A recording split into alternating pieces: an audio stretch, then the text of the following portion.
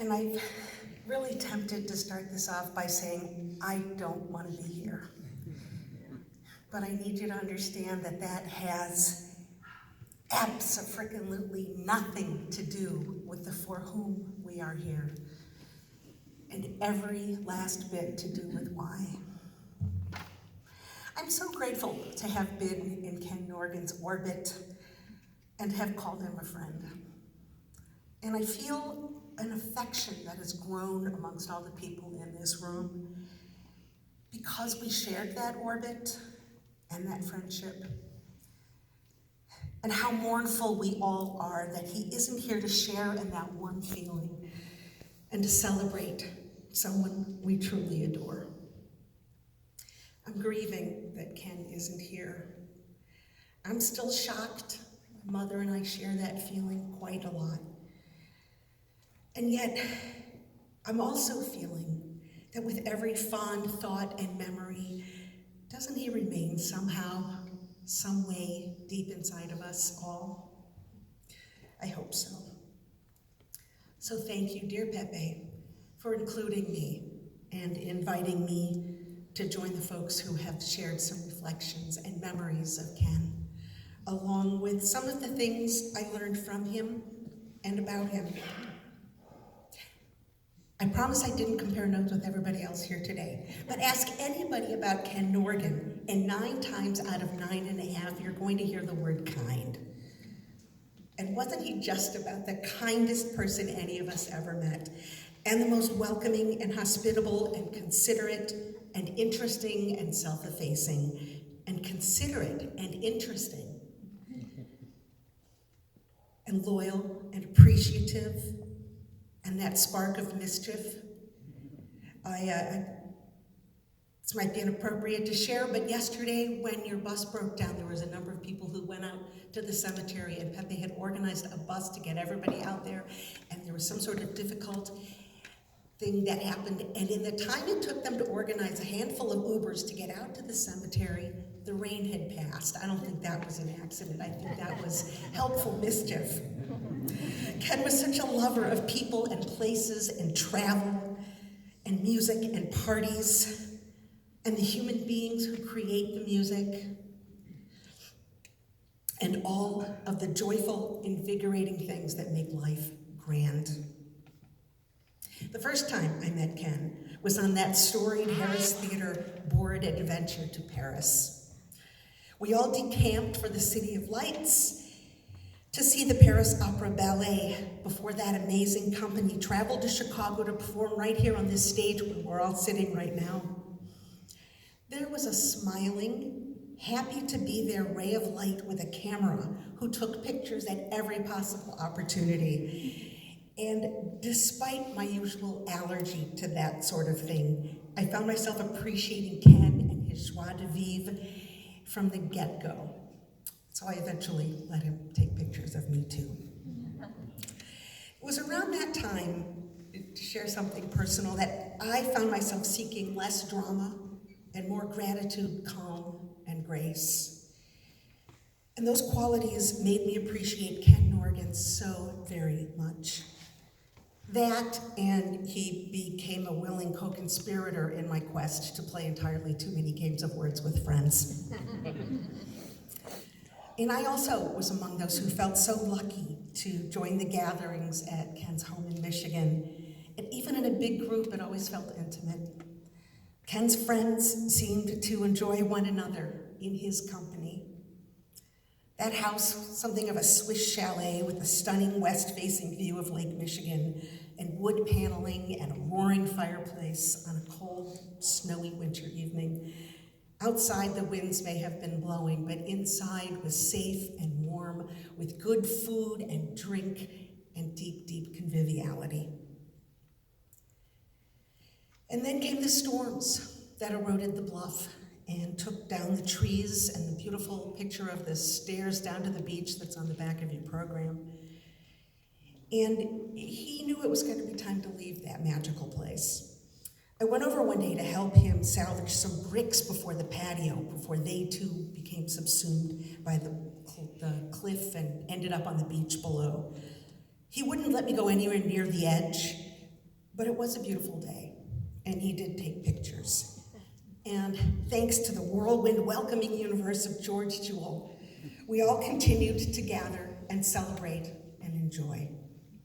And Craig, there was a night when you and Joyce DiDonato and Ken and I were at my mother's apartment, and you and Joyce spontaneously decided to play some piano duets. It was magical.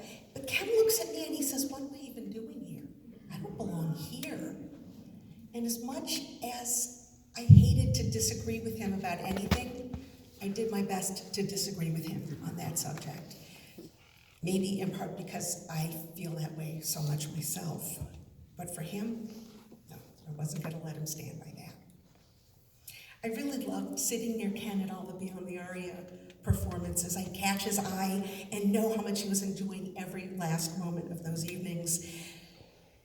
The Beyond the Aria last November took place shortly before his big surgery. I could see how happy he was to be there, yet I also felt his emotional vulnerability and the uncertainty related to what he was about to undergo. It was difficult and a difficult recovery. And Pepe, you were there for the full duration, looking after Ken and also fielding 1,000 inquiries from all of us. So thank you for your grace in that. On Friday, May 16th, my mother and I invited Ken over. It was last minute, simple supper. And so it was just the three of us. It was easy and uneventful and very, very special. He told us more about his life at McDonald's and some of the things he did there. And what stuck with me was how he'd recognized the potential of a smart, capable young person who was working for him. And he'd help them with a scholarship so they could get an education and move on with their lives and do something larger. I think some of those people ended up coming back to work at McDonald's, and some of them didn't. But he saw something that needed to be done, and he just did it. I was thinking this evening that the piano that was at his beautiful house in Michigan, after we lost Patricia Barreto, Ken maintained a friendship with her husband Sheldon and their son David. I think he sold, you'll correct me if I'm wrong, I think he sold that piano to David Barreto for $1. So David hands him the $1, and when David and Sheldon moved back to Toronto, that piano went with them. He didn't have to do that, but he did. On June 3rd, my mother and I were at Northwestern, and it turns out Ken was just a few floors above where we were, so I went upstairs to say hello. The room was dark. He was lying quietly. And with his characteristic blend of amazement and vulnerability and gratitude, he said, "The doctor said it wasn't anything that I did, but I guess when you get to be 82, things happen." The next afternoon, I went back upstairs, and two of the nicest nurses I have ever met said, "Are you his friend?" in a way that brought tears to my eyes. Their gentleness told me so much more than what they said, and their affection for Ken was palpable and lit up their faces. In the time he'd been in their care, he'd made them friends as well. And then the weekend and Monday morning, and the rest of June and into July, and now we're in a place where we all know and love, but that looks very different because a beloved landmark in our lives is not here to share it with us. For me, Ken Norgan's memory will always, always be for a blessing, as I hope and I'm sure it will be for every one of you.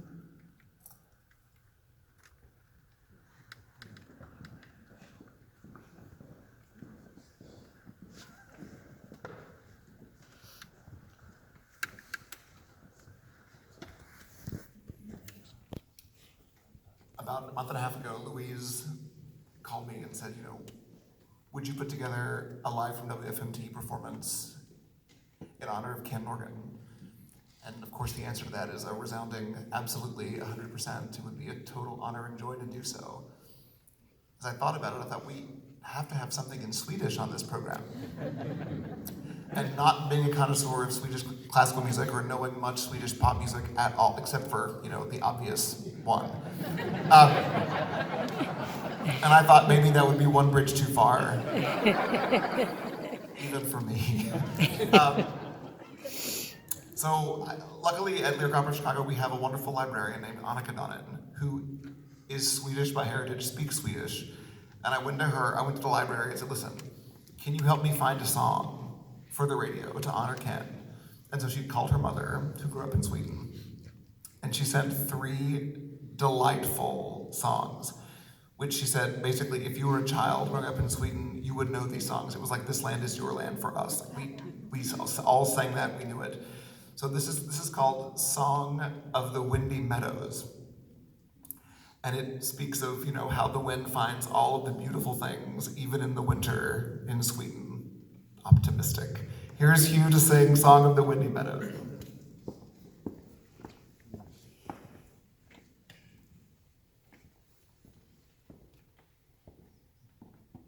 don't know if you can see this, it's very small. Monica gave this to me during our coaching, so I thought I would wear it.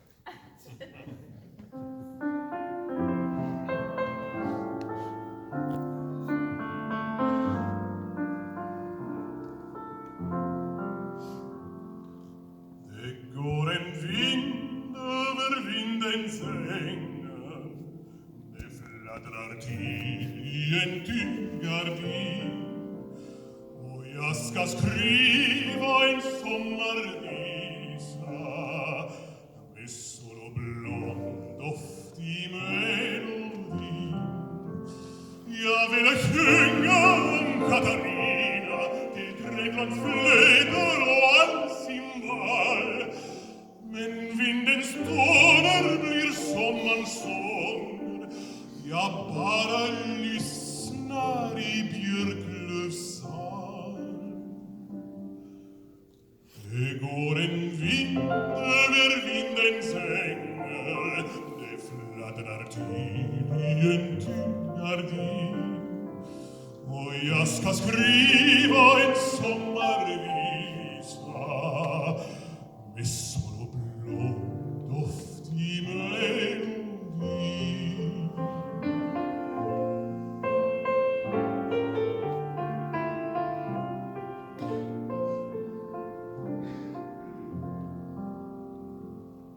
Det går en flicka i Aspelunden.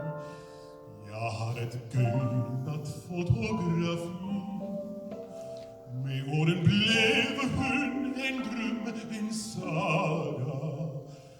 En ensam vandrares sympati. Jag vill skriva en liten visa där ögonblick blir till evighet. Men ord blir stämma och toner döda. Och vissans tankar blir hemlighet. Det går en vind över vindens ängar. Det fladdrar till i en tyggardin. Och jag ska skriva en sommarvisa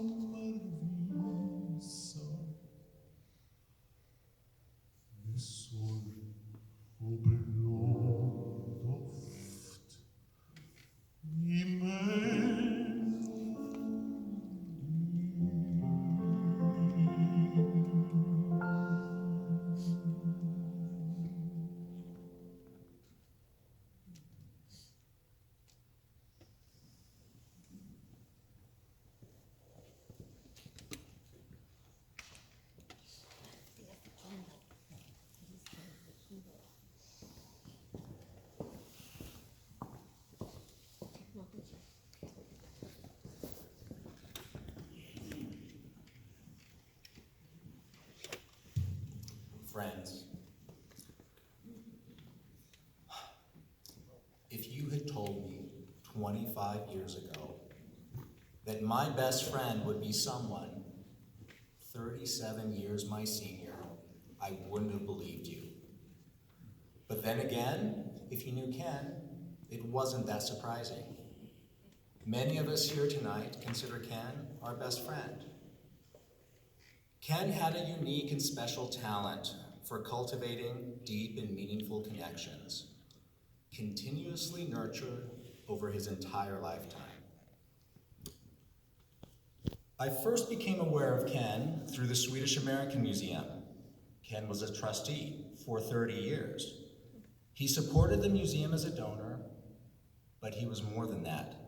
He believed in the mission and did everything in his power to support the organization. He was a mover and a shaker in Chicago. He could and did open doors to foundations, politicians, even Swedish royalty in support of the museum. Sherston Lane, the co-founder and executive director of the museum, called Ken her go-to man. He hosted board retreats at his home in Michigan. He even provided the maple syrup for one of the museum's signature events, breakfast with Pippi Longstocking from his McDonald's store. I was fortunate to finally meet Ken through an unlikely connection. I was a volunteer at the museum and participated on the junior board. And through the museum, met a lovely young woman whom I started dating, Catherine Wargo. She had just moved to Chicago, just like me. Ken was a dear family friend of the Wargos, and he had helped Catherine land a job at the PR firm Golan Harris. Ken invited us to dinner. In the cab to the restaurant, Catherine told me the story of how Ken and her mother, Susan, had met in high school. They dated in college. Of course, it didn't work out, and Susan's heart was briefly broken. But they maintained a close friendship ever since. And so I was introduced to Ken. And when people would ask Ken how he and I had met, Ken would get that wry twinkle in his eye and tell them that we had dated the same woman, one generation removed. Incidentally, Catherine is here with us tonight and was a bit wiser and more aware than her mother. I promise her heart did not get broken. And so Ken generously expanded his circle of friends to include me, and soon our larger group of 20-somethings. Ken's friends were people of significance in business, the arts, philanthropy. We were young and decidedly not people of significance. At least not yet. We're still working on it. And yet Ken took a keen interest in our lives. He and Pepe hosted us for fabulous weekends of golf, schnapps, and sunsets in Michigan. An invitation from Ken was a special thing. It often meant a night at the opera, his beloved Harris Theater for Beyond the Aria, or a gala event. He loved supporting good people, doing good things to make the world a better and more beautiful place.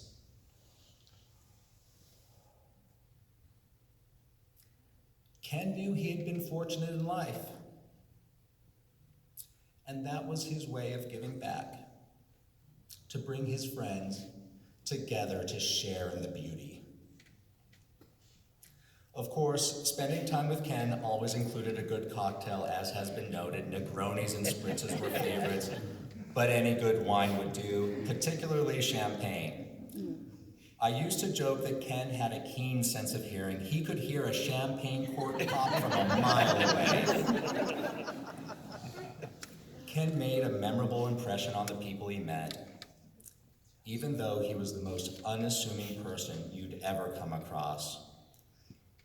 I would often tease Ken about his celebrity. It wasn't unusual for people to approach Ken at a restaurant, a party, or an event. He denied it ever happened. But if you knew Ken, you knew it happened all the time. 3 years ago, Ken and I went to Stockholm to visit Marie and Birgitta Bowling and Princess Marianne. We arrived in Stockholm on a rainy and dreary day. We dropped our luggage off at the hotel, grabbed our umbrellas, and went out for a walk through the city. 10 minutes into our walk, I heard a woman yelling, Ken Norgan, hey, Ken Norgan. We turned around and saw a woman walking her dog 100 feet away. She reached down, scooped up her Shih Tzu, and came running towards us. She ran up to Ken breathlessly. You're Ken Norgan. Surprised and somewhat sheepishly, he said, yes, he was. But who was she? She said, I met you once, 15 years ago, at a wedding in the south of France. Typical classic Ken Norgan. Many years ago, Ken and I were invited to a charity event by a mutual friend. I was single at the time, and the friend wanted to introduce me to someone from out of town. When we arrived at the event, our host was nowhere to be found. Ken quickly got to work, making small talk with others at the party, very innocently asking very specific and very detailed questions about the event and other guests, in a way that only Ken Norgan could do. Soon, Ken had identified the out-of-towner.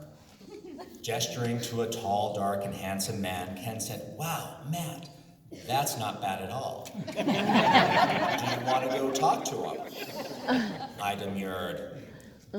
Ken and I went to the bar to get a drink, and we continued to observe Mr. Tall, Dark, and Handsome, who by now was starting to get more attention from others at the party.